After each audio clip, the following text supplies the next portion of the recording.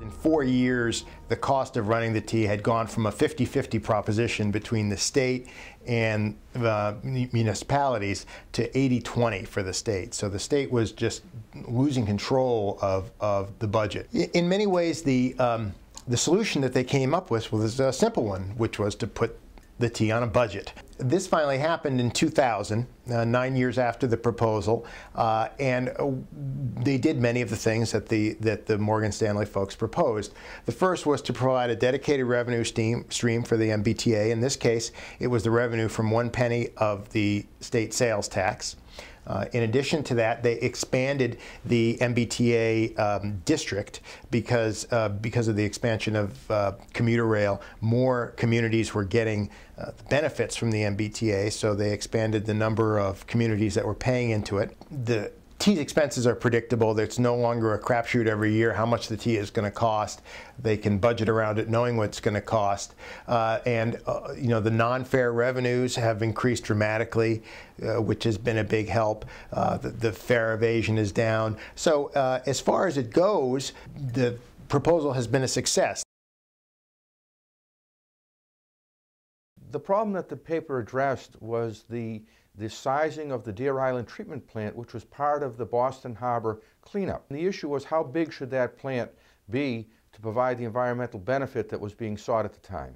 The Pioneer Institute, as part of this awards program, issued a paper that raised questions. It was a thought-provoking paper, actually, that raised questions as to whether the plant was oversized. The federal judge agreed with the MWRA and with the Pioneer Institute that part of that plant could be reduced. The impact of the paper was that we were able to save the ratepayers $165 million in construction costs by eliminating the fourth battery of secondary treatment.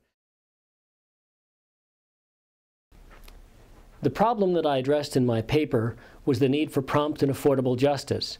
Our litigation system is so slow and so costly that it essentially is an added burden, a tax on American companies that puts them at a disadvantage in the global marketplace. I addressed the issue in the paper by proposing a subset of the civil rules of procedure to be able to have a customized set of rules that were geared toward economical litigation for lower cost or lower value cases. The impact of the economical litigation agreement since 1998 has been that the ELA has been converted into a model contract form called the litigation prenup by the National Legal Press. This ELA is available online right now at cpradr.org for use by companies as an alternative to arbitration clauses in their contract, to be able to replace the conventional litigation with a finite litigation where costs of discovery are about 40% less. The problem I addressed in my paper was the fact that our civil service system, which was designed in the 19th century, was no longer suitable for a 21st century workforce. And in fact, the principle of merit and testing for hiring of public employees had proven to be cumbersome, and the state has essentially stopped giving tests except for public safety employees. And that led to a lot of problems in hiring of public employees. The paper outlines several potential reforms that the legislature could take, including removal of what are known as absolute preferences under the statute, which gave certain individuals the right to get public employee jobs by going to the top of the list, and to really reinvigorate a mechanism for non-public safety employees that had controls and transparency that would make sure that we hire and retain the best possible public employees. Unfortunately, the legislature has not pursued civil service reform, and we've seen some of the problems of patronage that arose in the probation department as what can happen in the absence of any hiring controls at all. So I hope that the ideas in the paper are largely still valid and get considered as we go forward as better ways of hiring and retaining great public employees.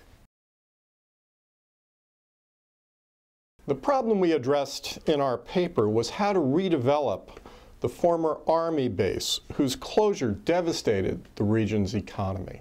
We addressed this issue through creating a fast-tracked, unified, streamlined permitting process to help retain and attract development for the Commonwealth. An example of this fast-track permitting is we permitted Bristol Myers Squibb's $1.1 billion with a B dollar investment in Devens in just 49 days.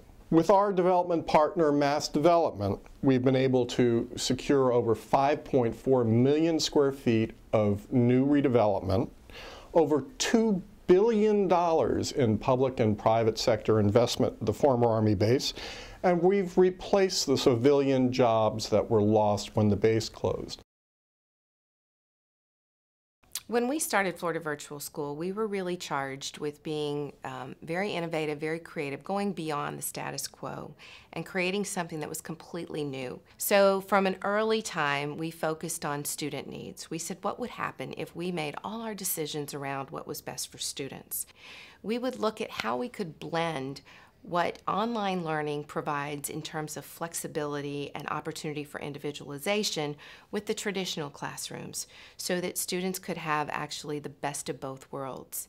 We would also look at how we hired as well as how we structured our teachers' days and the work that they do. So our teachers from day one were available for lengthy periods, 8 to 8, sometimes 8 to 10. That would be 8 a.m. to 10 p.m.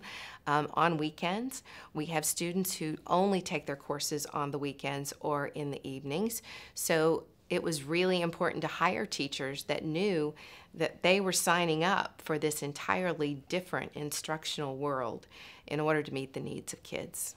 One of the impacts that Florida Virtual School has had is in regards to meeting students where they are and evaluating your success by your students' success, truly evaluating your success by your students' success. So students who are struggling, who come to us, who do not think that they're a learner, if they're given the proper environment, the proper instruction, a relationship with a teacher who believes in them, and they feel loved and they feel cared about, we have seen them blossom.